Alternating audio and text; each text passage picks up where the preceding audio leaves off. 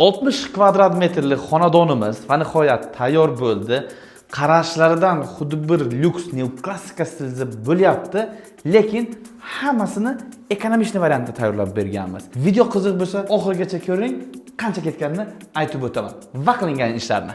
Kirish eshigida atrofini dabor qilib berganmiz. Oynani qarang, o'ziga qarasiz, bu tarafda yana bitta oyna qo'yilgan. Shkaflarning haybatini qarang, patologgacha qilingan. Bemalol narsalarni ilib qo'ysangiz bo'ladi. Pastiga obuvlarni olsa, mana bu tarafda polni polka qilib berganmiz. Ashta zo'r chiqqan. Bu yerda biralarga bitta ahamiyat bersangiz agar, noodatiy. Ekonom variant deb arzon narsa ishlatilmagan, hammasi mo'yishi sifatli aboylardan ishlatganmiz.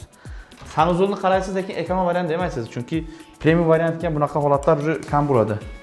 Qanday? Bu taraf o'zana bir stoleshnica, narsalarni qo'yish uchun aristonga joy tashab o'tilgan.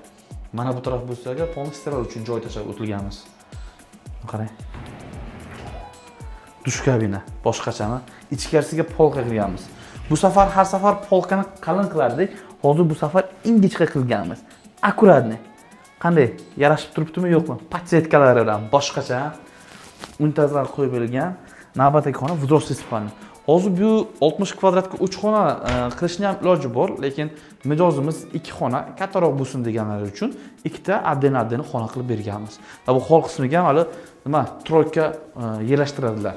Narxni eshitsangiz aniq hayron qolasiz, chunki bu narxga parda mebel gilamlari bilan hammasi hayron qolarli narx.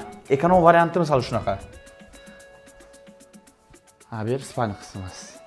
Bitta ahamiyat bering. Aboy qilingan skromli patolog, lyustralar, mebellar ham dopatalga qilingan. E'tibor bergan bo'lsangiz agar, ruchkalari ham skromli, bu yerda make-up zonalari, ayollarni pardozandoz qilishlari uchun joy, mana bu tumunchalarga har xil narsa qo'yadilar. Yonboshlariga bralar qo'yib berganmiz. Bu yerda включательlari, mebellari ham baqvatidan. Zal qismidan tanishtirib o'taman.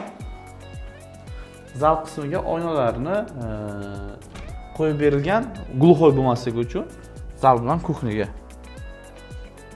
Bu zal qismimiz, mini zal, bitta uголок qo'yilsa agar 8-9 ta masalan mehmonlarni bemalol xursand qilib javob berishlari masalan mumkin.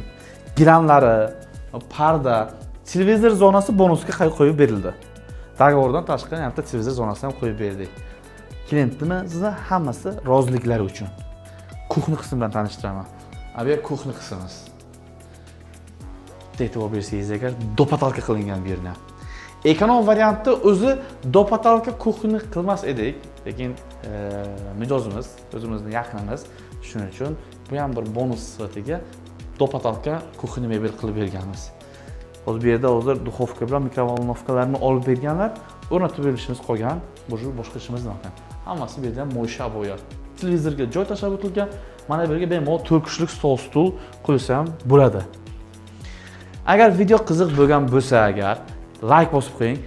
Shu ko'rib turgan hamma narsalarni, gachlarigacha oddiy bo'lsa ham, lekin skromni ko'rinib turibdi.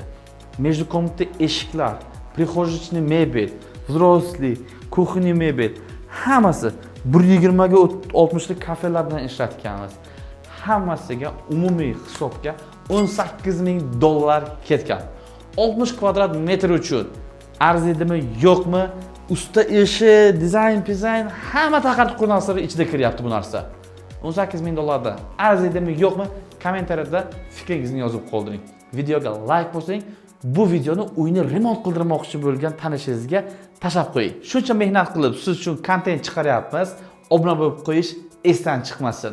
Bolalarning ishiga lekin afshi 5.